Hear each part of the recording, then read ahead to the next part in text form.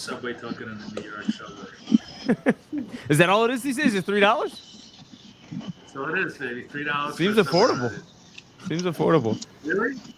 Brogan, it's So not live. I remember when it was 65 cents, man. Nice. It seems reasonable. $3. It is, to go anywhere in New York City, it's best. Is that for the whole day? No, it's like it's for a point, like from one ride to the next, like one ride. Yeah. Okay, guys. Brogan says we are live. So, good morning, everybody. Thank you so much for tuning in. It is Monday. We have special guests Boris and Kathy with us today. We've got a lot to talk about. There's a lot going on in the financial world this week. We've got a lot of announcements, right, guys? Yeah, very busy. Very, very busy week this week. Although you can't tell it from the Monday. I think that's exactly right. Today's price action is sort of very, very quiet ahead of the storm ahead. I think before we begin, Brogan, can you mute yourself? I think we hear a lot of feedback. That's perfect.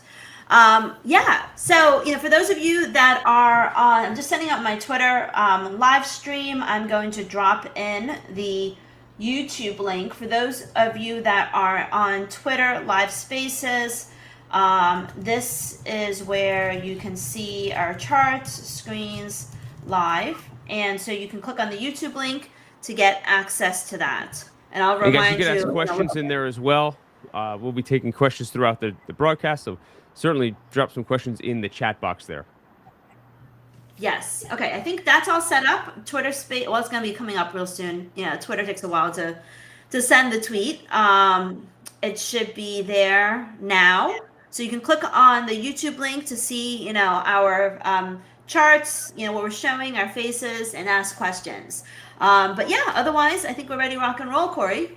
Perfect. Let's do it. So I know we were kind of, before we came on, we were talking about what a busy week it is. And, there are two schools of thought. Some people stay far away. Some people love to jump in the action and, get involved. So tell us a little bit about what's coming this week. I know there's a lot to talk about. Yeah, in some ways, this is probably the busiest week we have for U.S. dollars, U.S. equities this year, because not only do we have the Federal Reserve monetary policy announcement, but this is one of the special announcements that come with the quarterly economic projections, the dot plot, as well as the usual press conference. On top of that, we have the inflation report, we have retail sales report. We also have the Empire and Philadelphia Fed series. The only thing that would make it busier, Corey, is if we had NFPs this week. But, obviously that never happens when we have a Fed week. But pretty much, in some ways, the inflation data is more important than non-farm payrolls these days. We talk about it. CPI and PPI, right? Well, PPI is not so important because PPI, the Fed relies on CPI, and PPI comes after CPI, so you already kind of get a sense of what the real true important inflation number is. But it's CPI and retail sales that's important because spending is the backbone of the economy. And spending was better last month, but the past 2 months before that they were negative. They're expected to be negative again, which would be really bad news for the economy. So I think that's really important. There's a big focus on the U.S. dollar. We also have the European Central Bank monetary policy announcement, and they're the only one of the 3 central banks meeting this week that are expected to raise interest rates. And then on top of that, we have the Bank of Japan monetary policy announcement, and they're not expected to change policy, but they're very close.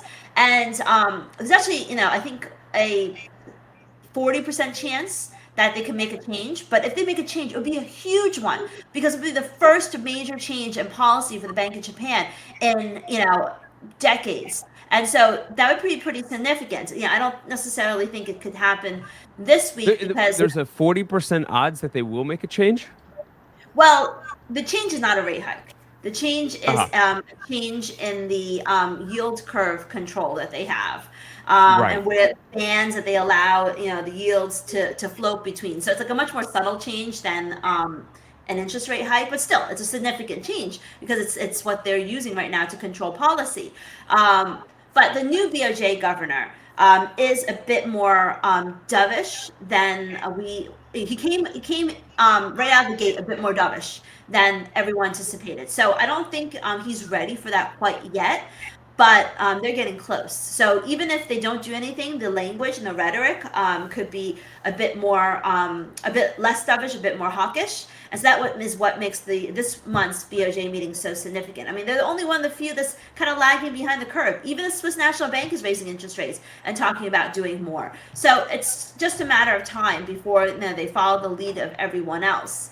And then we've got employment reports from the UK, from Australia, GDP numbers from New Zealand. But let's not kid ourselves. It's all about the dollar this week, and Right. that's going to drive everything from gold to equities to obviously all of the major currencies and even the crosses. Awesome. So a lot to look out for. Okay, what do you think about the fact that European yields have a massive divergence from euro dollar? And I forgot who it was. Brent Donnelly tweeted out today that usually forecasts a lower euro. That like the divergence in the underlying is suggested that it's probably going to be lower euro. Do you think that's feasible? Well, I mean, that is the reason why euro is underperforming right now, and why euro's been struggling kind of throughout today. It's been unable to break above 108, even though the ECB is the only major central bank expected to raise interest rates. They're the only one that's expected to hike and say that they want to do more. And yet euro is struggling to rally. And in contrast, the Fed's expected to skip. So all of that should be widely positive for euro. We should be at euro 109. But the yields are holding it back. You make a very good point.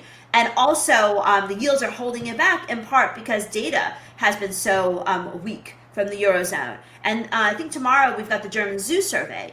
And so that is a measure of investor confidence. And given the deterioration we've had in Eurozone data, investors are expected to be more pessimistic. So yes, that's one of the things to look at actually. If you're just kind of watching and trying to figure out why a currency is moving a certain way or whether it should be moving a certain direction. We always talk about the importance of yields. And it's not just U.S. Treasury yields. U.S. Treasury yields are obviously very important. Today, U.S. Treasury yields are up, and that's also one of the reasons why the U.S. dollar is up.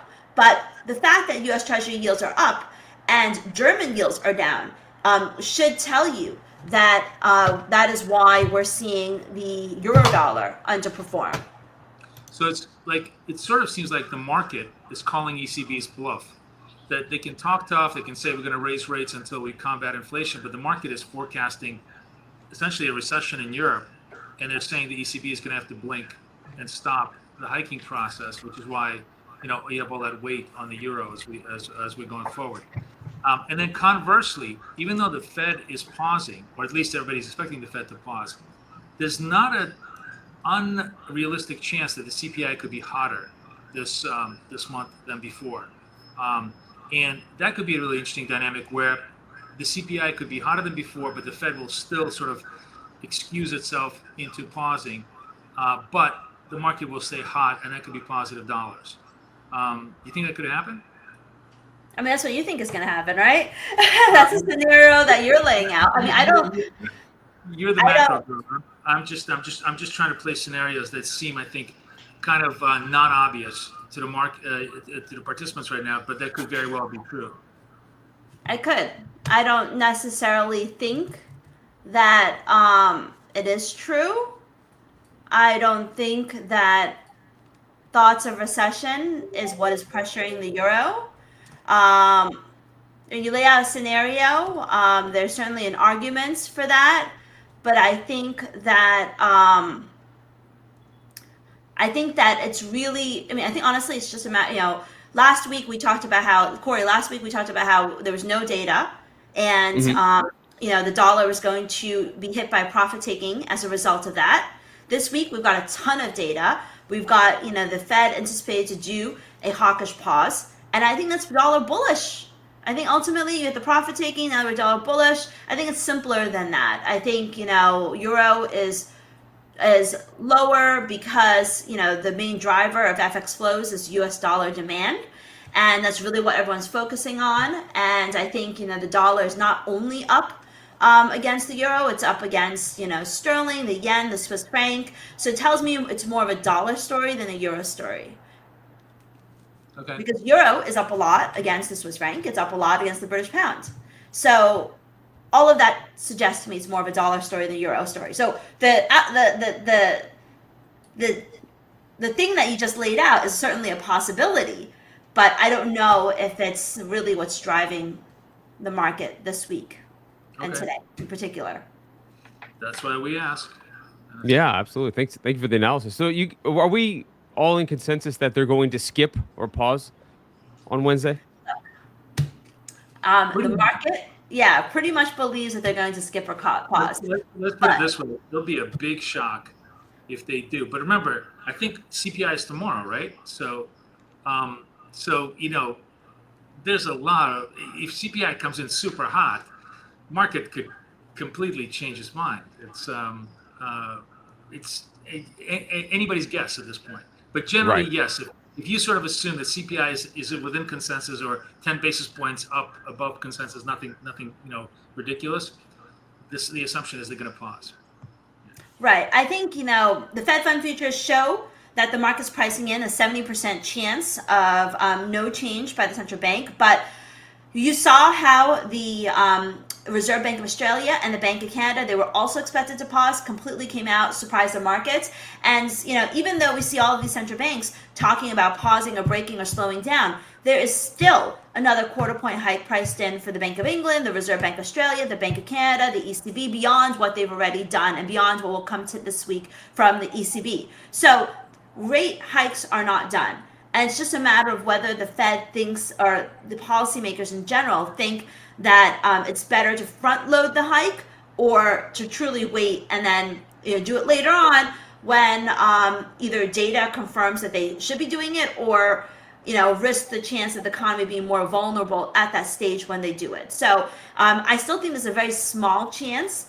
I still think there's a chance that they could surprise, but at the same time, if they surprise, they're going to be pounded questions about why did you say just 2 weeks ago that you're going to skip or pause, and what caused you to completely change your trajectory and your mindset when the inflation data tomorrow is most likely going to show inflationary pressures easing but still remain hot, which is still the same story it was 2 weeks ago. So what's changed? So their credibility, I think, will come at risk, having come out so recently talking about skip and then coming out with a surprise. So it would basically, my bottom line is, it cause a mess in the markets, which central bankers hate, but we'd have to weigh that with tightening too late when the economy cannot handle it as much.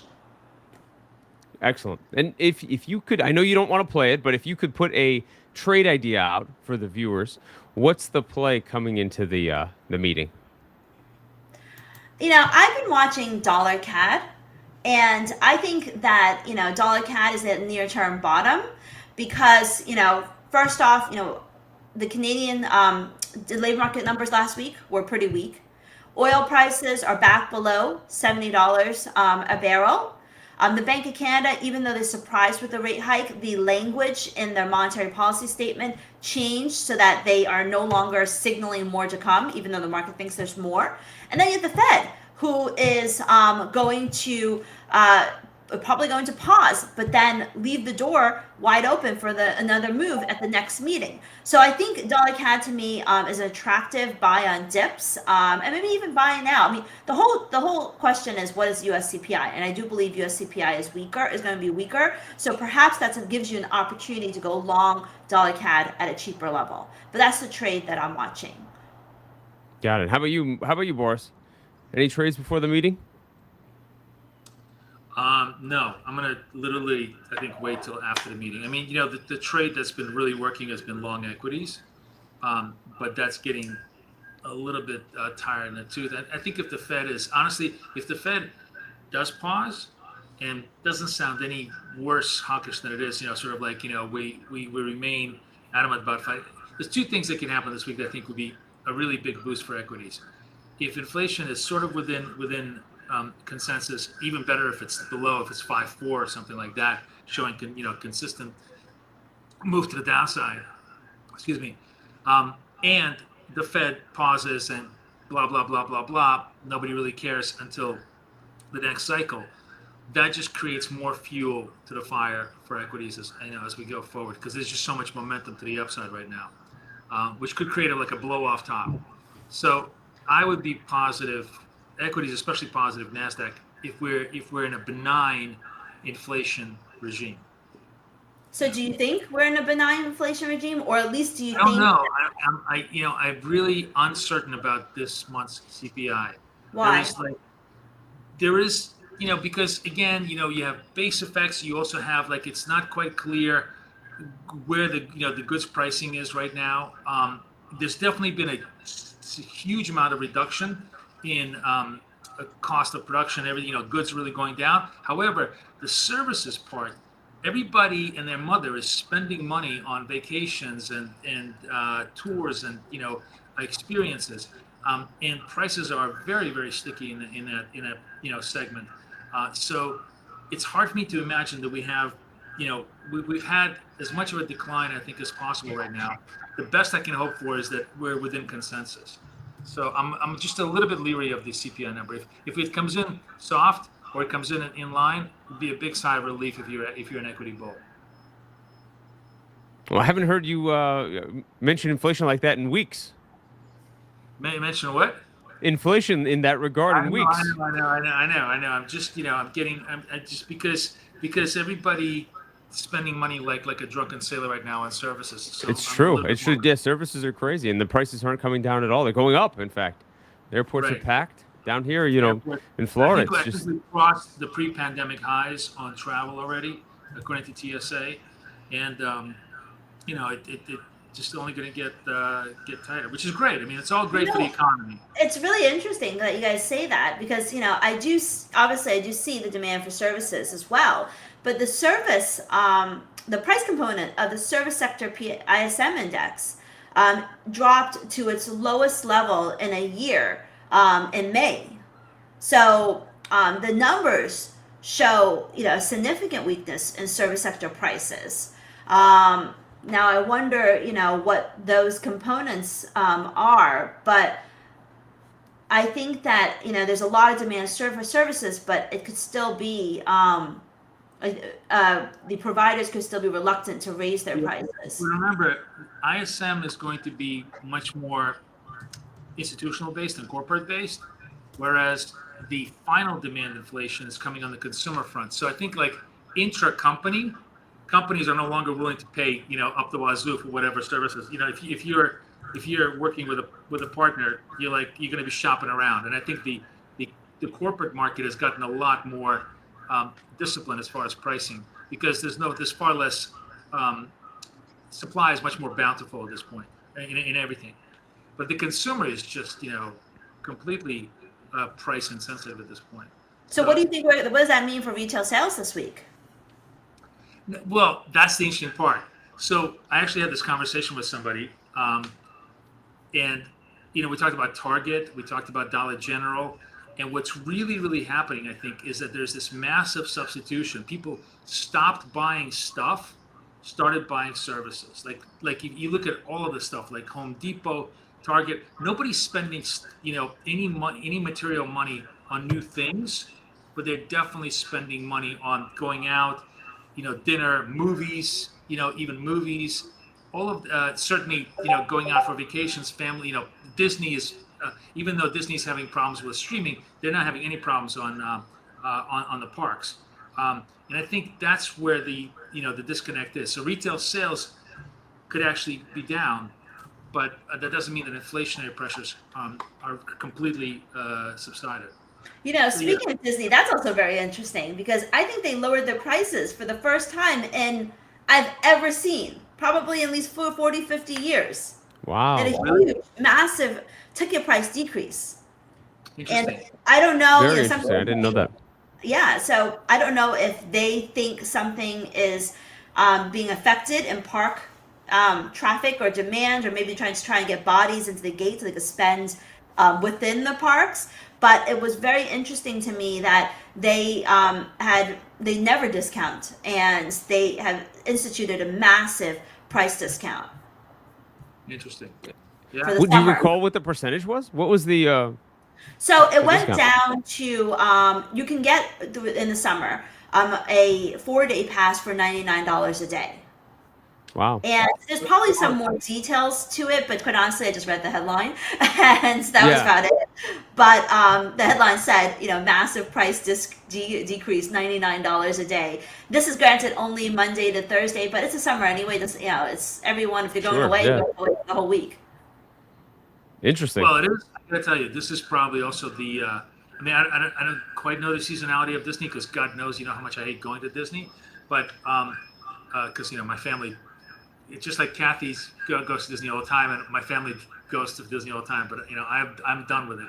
But but I think summer months are actually kind of slower for them because they're so hot, right? I think maybe they're just trying to drive demand. I don't know. That could be a macro thing or a micro thing. It's hard. It's hard to determine. Anyways, it's all speculation for us today because tomorrow, the rubber hits the road. The bottom line is, if you're trading, the only focus you want to have tomorrow is where's the CPI going to be, and if it's within expectation, then I think the general assumption is that smooth sailing for equity, smooth sailing for risk, and it should be a relatively decent week to the upside. I think all of this tells us, though, like we're in a very interesting juncture in the economy, and that either we're moving in the period where service sector activity demand will sustain growth, or we're at a cusp where things could really slow down. They haven't quite shown in the data yet. Yeah, it could be. So again, it's also, and then it all becomes very, very nuanced. Is it the pause that refreshes? In other words, are we slowing down because we've been so strong and it's a natural pause, or is this really the peak and a cut to the downside? I honestly think it's very hard for us to have a recession with oil at 70. Okay, again, it's old-fashioned. It's really old school to analyze the economy based upon energy prices. But the bottom line is, energy is economy. As long as that stuff is relatively cheap, we definitely muddle on through. It's the incredibly sharp supply shocks from oil that truly cause the recessionary cuts. Otherwise, we adjust. So we contract a little bit, but not horribly. Everybody, maybe spends a little bit less, but nobody really gets laid off in wholesale. You don't have this huge spike in costs, which is what you really want. So far as oil goes down, and as far as oil goes, I got to tell you, what an interesting market this is. It's really playing a game of chess right now in the oil market.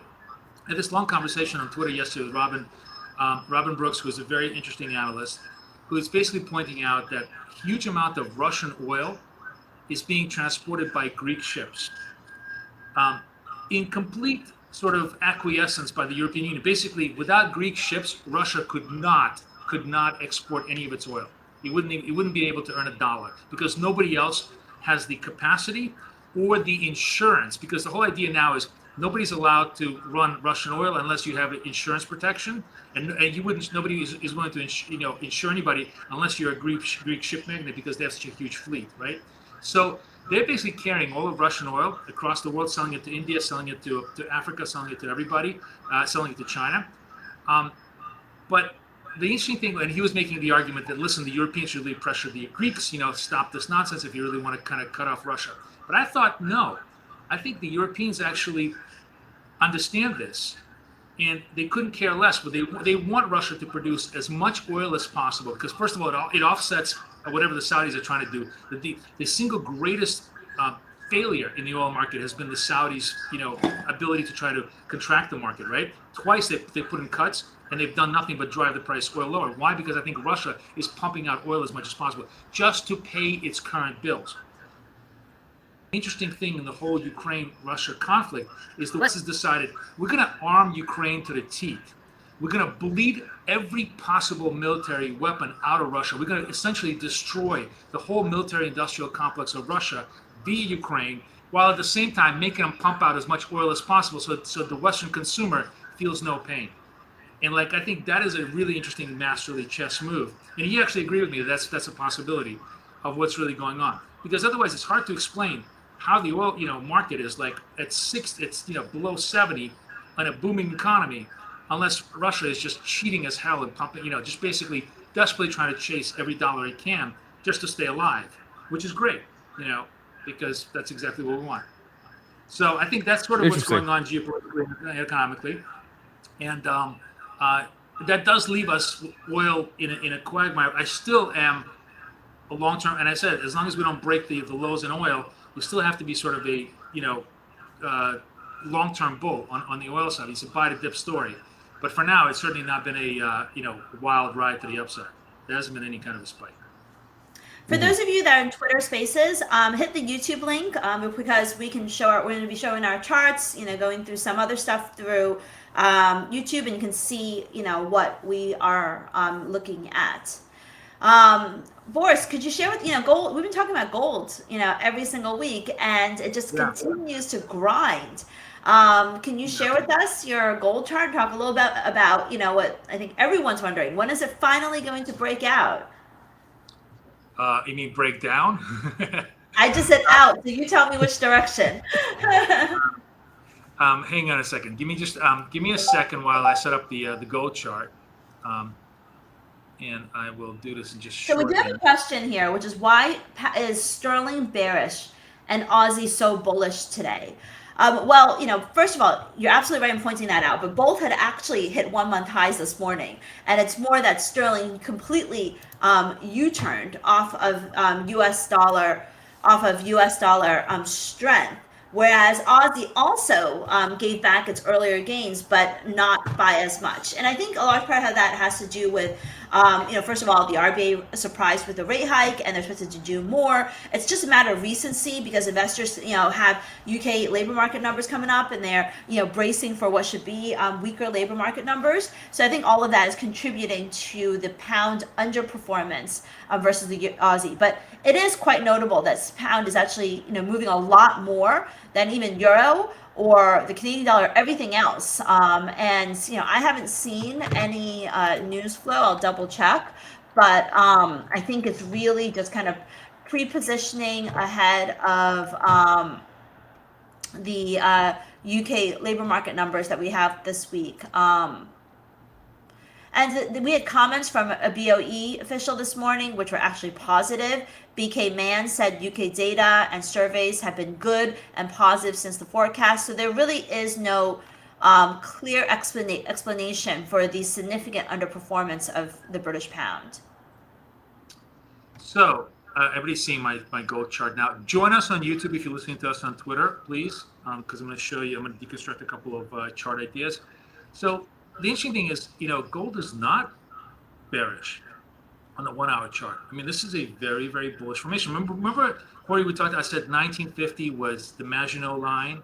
Yep. For those of you World War II fans, to understand what that is basically a line in the sand that if that crossed to the downside, I thought that was really, really negative gold. Gold is holding bid. Gold is actually communicating to me on the chart right now that they're looking for a dovish Fed. And of course, remember, a dovish Fed is bullish gold, right? Hawkish Fed is super, super bearish gold. So I think the gold is kind of setting itself up in anticipation of a relatively dovish Fed statement, relatively modest CPI. All of that is possibly a prelude for gold run back up to 2000. That still doesn't mean it's going anywhere, but it's sort of definitely bottom of this 1950, 2050 range on the hourlies. Now, if we look a little bit further, we go to the 4 hour chart.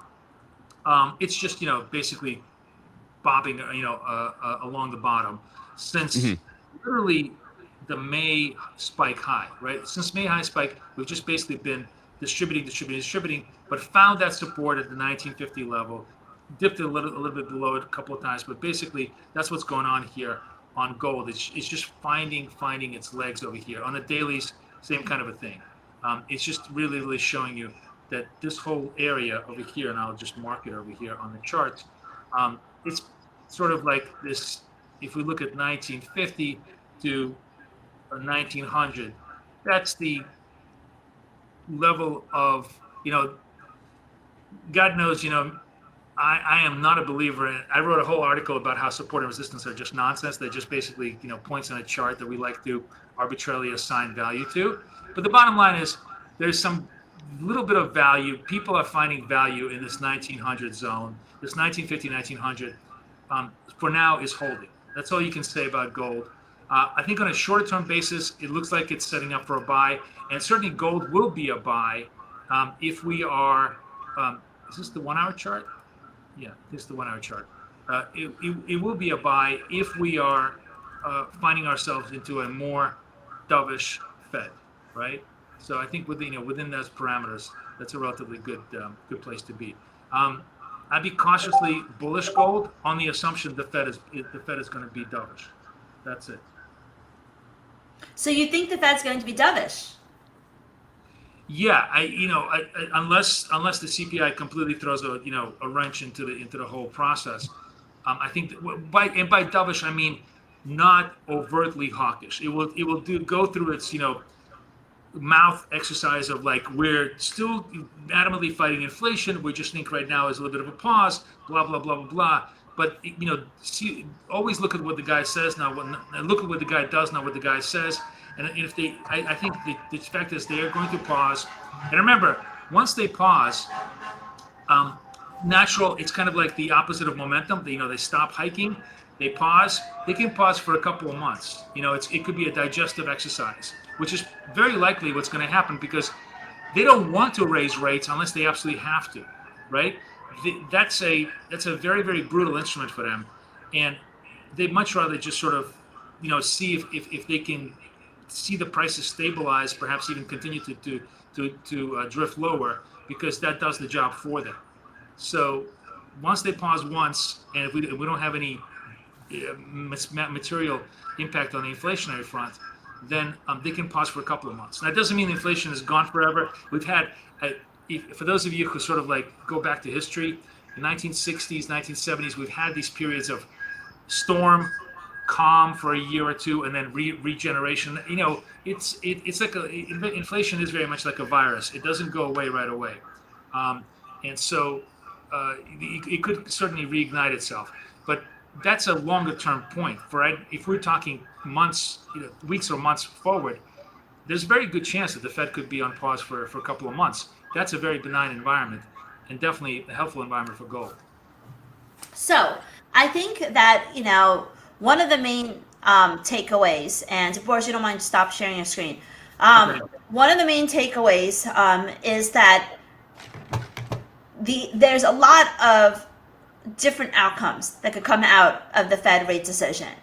And the first move that you get off of the Fed rate decision may not necessarily be the real one, because first off, you have the 2 o'clock rate decision, economic projections, and then 2:30 you have to wait for Powell to speak. You have to wait for the question press conference. You have to wait for the initial answers to the press conference, and you may have absolutely no idea what to make of it. So, I posted a video on our YouTube channel that, which is BK Forex, on how the right way to trade central bank rate decisions. And so I encourage you to check that out, YouTube /BK Forex. And I break down my favorite way to trade central bank rate decisions, which, is a sneak peek, basically involves letting the events happen, waiting for the press conference to be delivered. And usually within the first, I would say, 15 to 20 minutes, everything that is important that will be revealed will be revealed. You wait to see how the market digests the news, because you can't possibly be smarter than the institutional investors. And sometimes it's really, honestly, very hard to interpret what the Fed chair is trying to say. So let the market decide and interpret it for you. Wait for there to be a clear direction, because once there's a clear direction, given how significant tomorrow's event is but Wednesday's event is going to be, it's going to have continuation. It's going to have continuation in the Asia session. It's going to have continuation in the European section next day. It's going to have continuation in the days to follow. So the best way to trade these rate decisions, and I provide more detail in the video, is to let the market tell you what it thinks is the right interpretation and ride that move, because it's big enough to have the continuation that will give you the profits that you need. Kathy, so I'm hearing the theme there is have discipline, sit back, don't front run this thing. Yes, absolutely not. You definitely do not want, sometimes we love to front run, NFPs, even the inflation report. But with the Fed rate decision, you definitely do not want to front run this, especially since the actual change itself is everyone expects it already. Everyone expects no Right. change. There's not going to be any surprise. And so I think that's not where the opportunity is. And then The as far lowest as opportunity, we talked to equities for Boris. You like equities, and Kathy, you like dollar CAD. Yeah. I mean, the lowest risk trade is definitely to wait for the market to completely digest itself and trade the move at the Asia Open, in my opinion. And, it can be dollar CAD, it can be anything. Dollar, yen, euro dollar, they will all be moving very much in the same way. Dollar yen is a really great way to express the post FOMC trade. Usually, it's also one of the biggest volatility movers in the FX market. So it's really nice to trade that as a full point basis. I definitely agree with Kay. What happens in the because I trade FOMC live all the time, and what happens in FOMC is you have the first knee-jerk reaction when he speaks. Then you sometimes often have a counter move when he says something, when he says but, usually. Then you kind of have it settle down. Then he stops speaking, and you have sometimes a complete reversal. Like, we could have a big rally, then once he stops speaking, a complete reversal into the close. But bottom line is, once the dust settles, whatever is the sort of signal from North America will generally be picked up from Asia. So if we end up sharply lower in the day, it's very, very high chance Asia is going to continue that lower.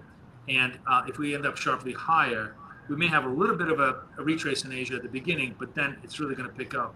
And it's Asia is really the great follow-on trade in post-FOMC world, in my opinion. And Kathy, would you just share with us two things? One, could you pull up the CME FedWatch tool? Maybe give us a quick primer on that again for folks who aren't familiar with it. Yes, so the CME FedWatch tool is basically when everyone's trying to say and guess what is priced in for the Fed, what is expected by the Fed. One way to see that is through the CME FedWatch tool. You just Google CME FedWatch tool, and you'll get this page.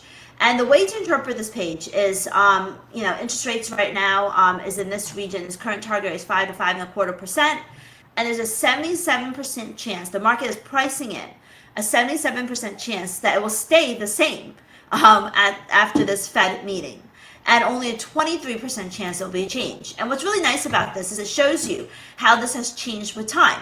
And you can see that 1 day ago, 1 week ago, 1 month ago, it really hasn't been that much of a difference in change. Then you can also see, what is the market thinking for July? And look at this. The market actually thinks that there's a 68% chance of a rate hike. So only a 30% chance it will continue to remain unchanged at 5%, a 55% chance of a quarter point rate hike, and a 13% chance of a 50 basis point rate hike. So you may think, next question is, where will it be at the end of the year? Let's see. Where does the market think it's going to be? And not much more of a difference. Pretty much, actually, let me click on it. Not much more. Well, I guess it doesn't show that right now. It only shows the July contract. But for now, it's really not. I've seen my other measures. There's not much of a difference. It finally loaded up. So let's see. So the market expects. So this is interesting, Corey. It expects that by December, it's either going to remain at 5%, or there's a mild chance of moving back to a cut bias, because if you imagine that it priced in a 68% chance of being over here, and now it's like a 80% chance of being over here, that means that a possibility of a quarter point hike if we're not just remaining unchanged for the rest of the year. Now, I will say this about the Fed funds rate and everything else about this tool. Just like meteorologists, the Fed funds are really good in predicting tomorrow's weather, pretty bad at predicting the weather next month or the month afterwards.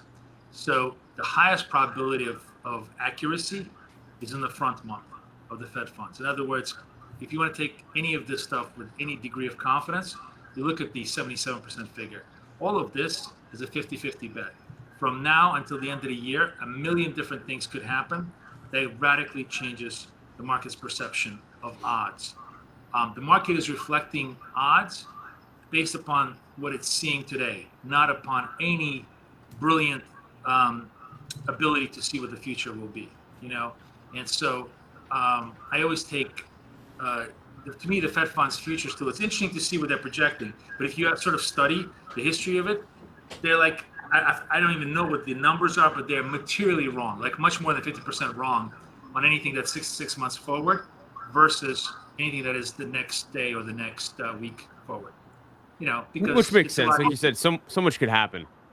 Right. I mean, it's a lot easier to predict the fact that New York's going to be sunny in the next hour than whether it's going to be sunny in the next month, Sure. Right. So he's absolutely right. They change all the time. And we could have, a out of line inflation report on Tuesday, tomorrow, and these numbers could completely change as well. So they do move with the mood of the markets. Absolutely. And Kathy, the other one I wanted you to just touch on real quick was, I know we talk about it from time to time, but this week is game week. So TweetDeck, and how should people be accessing this news, and what should they be watching out for? Right. So, as you said, there's a really busy week ahead. And I'm just showing my TweetDeck to you. Aside from FOMC, there is, I don't know why it's not showing up. Hold on. Let me stop this and re-show this. Oh, I know why, because I just changed my tab. There's FOMC and ECB. And in both cases, we have the press conference. So you're going to want to know what are the main takeaways from what the head of the ECB and FOMC are saying, because they're going to say a lot, and you may be listening into it, you may not. Even if you are, you may not know, what is the most important thing they said and how to interpret it. So the best thing to do, in my opinion, is to follow some of the major news wires, as well as some of the people I like to follow when the event is happening. Because in both cases, you got a gap between what the actual announcement is made, and when the actual announcement is made, you'll see it fire within seconds of the release onto TweetDeck. And then, when they start talking, you're also going to, you're also going to see the headlines being posted. In addition to that, on the day of FOMC and ECB, Forex Live, for example, which is my second column, will include the link where you can watch the event live yourself. So if you want to listen and watch the event live, you can look, they'll post the link. So TweetDeck allows you to aggregate your feeds, and usually when I've got really breaking news out, I'm just watching my TweetDeck. So I like to follow Forex Live, News Squawk, Investing.com. You should have Reuters, and then Wall Street Journal, CNBC, as a part of your list. Now, a couple of things that I really like. ING Economics does a really good. They do great. What do you call them? Info. Yeah, like this. Like this. Yeah. Oh, infographics, right? Yeah, beautiful infographics for and scenario analysis for a rate decision. So this is the scenario analysis for ECB. I'm sure if you clicked around on their feed, you'll find the FOMC one. But they break it down. They give you scenario analysis. It's really valuable, and it's really good information. And then I also really like to follow. I think it's Vishal FX. Let me see if I can grab it. I already have him on my feed. So V Patel FX, who also is really good about instant analysis and paralleling that to what because what he does, what I really like that he does is he'll screenshot his Bloomberg screen. He does it relatively quickly. And so with the Bloomberg screen, you'll see he'll screenshot it and you'll get all the key headlines and a nice, all the important things that you should know very quickly.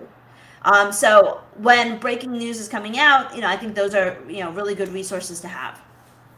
Is there any individual analyst that you like on the Fed side that you follow? You mean Fed presidents?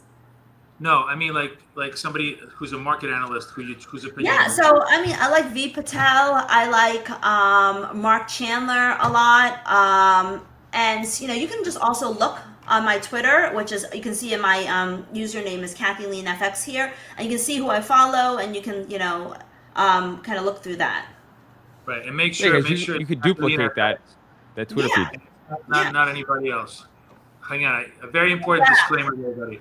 Make sure it's KathyLeanFX. If it's FX1, FX109, FX1, those are fraud accounts. Report them to Twitter. Also, just so you know, I will never, ever, ever on any platform direct message you. So if someone is using my name, my face, and direct messaging you, asking for anything or saying hi, trying to get you to talk to them, it is not me.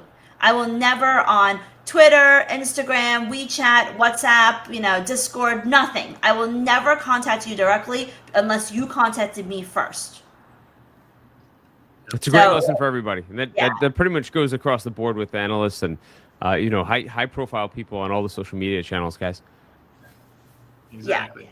I have a lot of imposters, and they're contacting people left and right. And you can always check with me. Email me at Kathy@bkforex.com, or you can message me or comment on one of my official Twitter posts, KathyLeanFX, and I'll try to get back to you. Awesome. Well, again, thank you guys so much. We're really looking forward to this big week ahead, and I wish you guys all the best luck in your trading. And we'll see you next week.